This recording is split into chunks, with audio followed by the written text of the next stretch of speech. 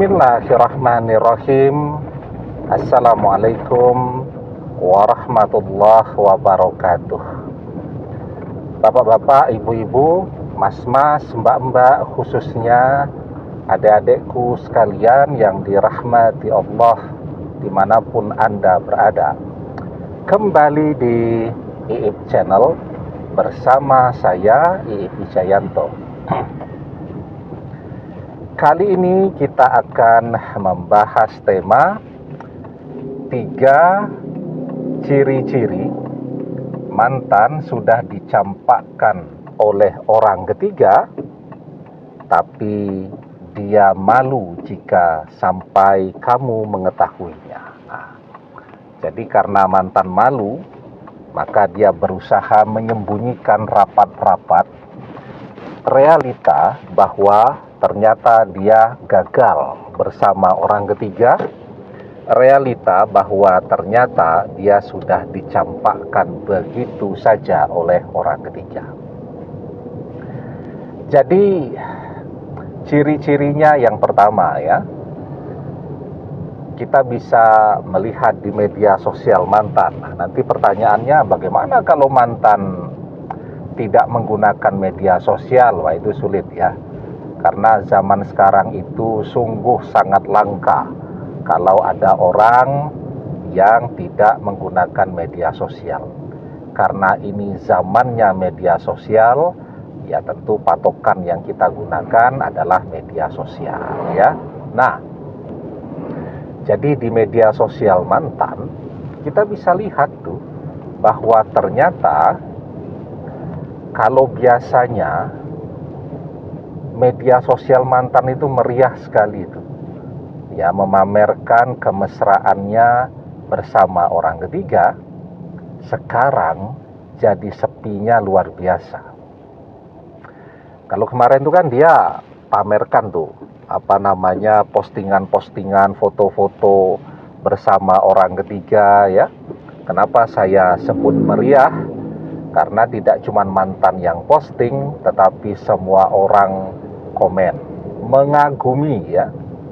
Mantan keren sekali, orang ketiga keren sekali, ya disukai oleh begitu banyak orang postingan-postingan itu. Nah, jadi itu menunjukkan bahwa ya postingan mantan yang menyombongkan orang ketiga itu terlihat begitu meriah dan semarak. Tapi ini menghilang ya, sudah sebulan tidak ada lagi postingan-postingan yang demikian. Tetapi karena mantan merasa malu, maka dia berusaha menyamarkan perpisahannya itu agar orang tidak tanya macam-macam ya.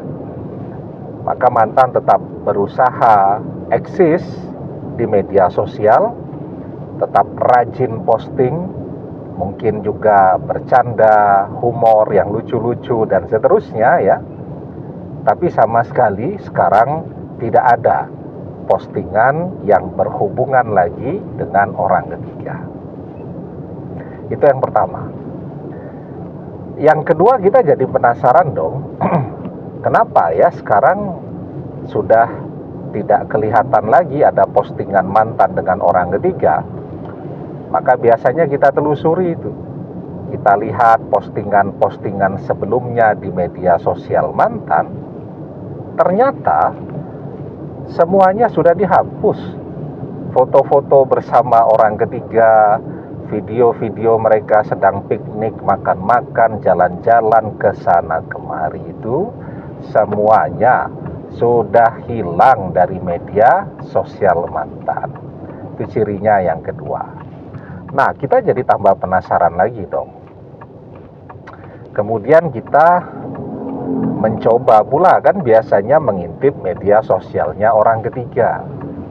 Ternyata postingan-postingan itu juga sudah dihapus dari media sosialnya orang ketiga. Karena orang ketiga yang mencampakkan mantan tidak sesuai dengan ekspektasinya, tidak sesuai dengan harapan dia ya. Dia pikir mantan ini kaya raya, ternyata mantan ini pekerjaannya gak jelas, serabutan, pendapatan juga tidak jelas, dan seterusnya. Nah, dia kecewa kan? Jadi postingannya orang ketiga itu isinya kalau tidak marah-marah sekarang, atau dia menunjukkan, memamerkan penggantinya mantan, ya, karena bagi dia mungkin mencari pasangan baru itu semudah membalikkan telapak tangan, ya. Nah, jadi ketika ada 3 tanda ini, jelas ya bahwa ternyata mantan sudah dicampakkan oleh orang ketiga. Mantan masih bisa menyembunyikan realita bahwa orang ketiga sudah tidak bersama dia. Tapi kan kalau media sosial orang ketiga kan tidak bisa mantan kendalikan, ya. Nah, sehingga dari 2 tanda yang pertama dipertegas dengan tanda yang ketiga. Ketika kita mengintip media sosialnya orang ketiga, ternyata mantan sudah dipecat oleh orang ketiga. Jadi ya, hidup itu harus selalu membuat kita untuk menjadi seseorang yang belajar bersyukur. Karena ketika kita tidak bersyukur, saat kita menginginkan sesuatu yang jauh lebih baik, justru yang kita dapatkan sesuatu yang buruk. Kita menginginkan cinta yang sedemikian indahnya, tapi justru kita akan merasa dikhianati dan dicampakkan begitu saja. Karena itu ya, orang yang tidak pandai bersyukur, maka yang dia dapatkan adalah penderitaan. Penderitaan itu adalah bagian dari azab dunia. Maka di dalam surat Ibrahim ayat yang ke-7, Allah Subhanahu wa ta'ala mengajarkan kepada kita, la in syakartum la azidannakum wa la in kafartum inna azabil lasyadid. Jika kalian pandai bersyukur dengan nikmatku, kata Allah, maka akan aku tambahkan nikmatku atas kalian. Tetapi jika kalian tidak pandai bersyukur, maka sesungguhnya azabku sangat pedih, ya. Dan itulah yang akan diterima oleh mantan. Ketika mantan tidak pernah belajar bersyukur dengan segala kebaikan kita, maka dia tidak akan mendapatkan pengganti yang lebih baik, tetapi justru sebaliknya, dia akan menemukan seseorang yang mencampakkan dia, yang menjadi sumber penderitaan dan azab dunia untuknya.